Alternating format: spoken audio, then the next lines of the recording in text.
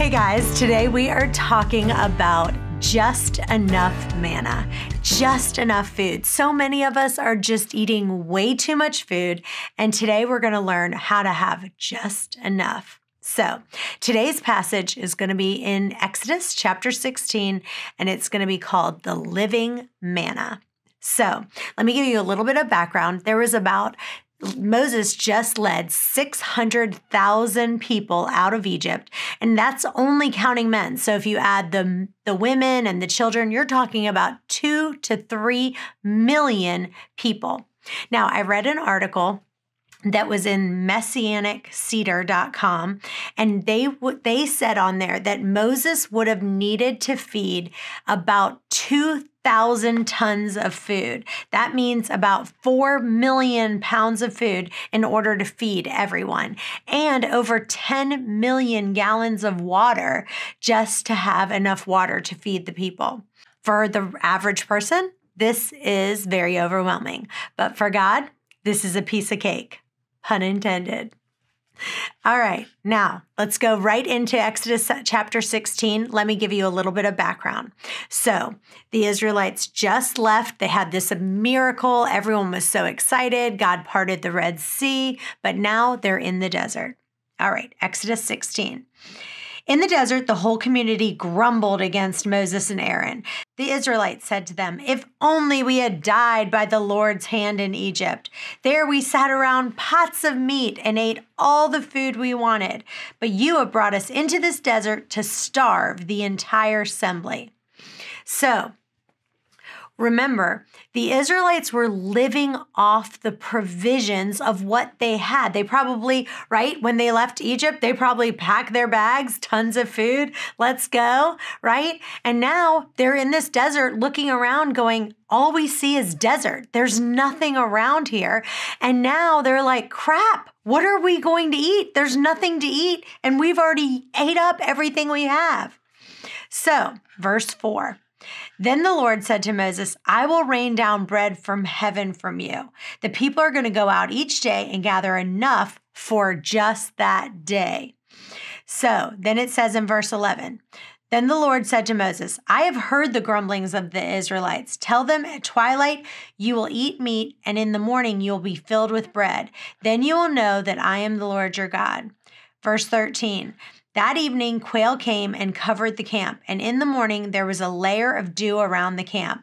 When the dew was gone, thin flakes like frost on the ground appeared on the desert floor. When the Israelites saw it, they said to each other, 'What is it?' For they didn't know what it was." So let's talk about this. So what is the manna that we're talking about? Verse 14 said it was like pieces of frozen dew. Verse 31 says it was like white coriander seed. I know you guys are like, what is white coriander seed? So let me show it to you. And then verse 31 also says it tasted like wafers with honey. So that sounds pretty good. Wafers with honey, I like it. And then Numbers 11 says it could be made into loaves of bread. What kind of bread? Well, these people were Jewish. I'm thinking rye, pumpernickel, maybe everything bagel, something like that. And then verse 15, how did they come up with the name? The word manna in Hebrew literally means, what is it? Why? Because as soon as they saw it, they literally looked around each other and said, what is this? Well, in Hebrew, it means, what is it? And there were specific rules. So in verse 16, it says they could gather as much to feed their families. It was about 2 dry quarts per person per day. Verse 19 tells us they couldn't gather any more than they needed.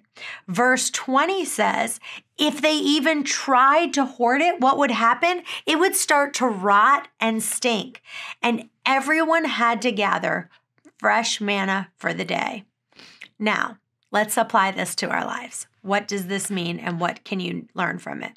The first thing I got from it is this.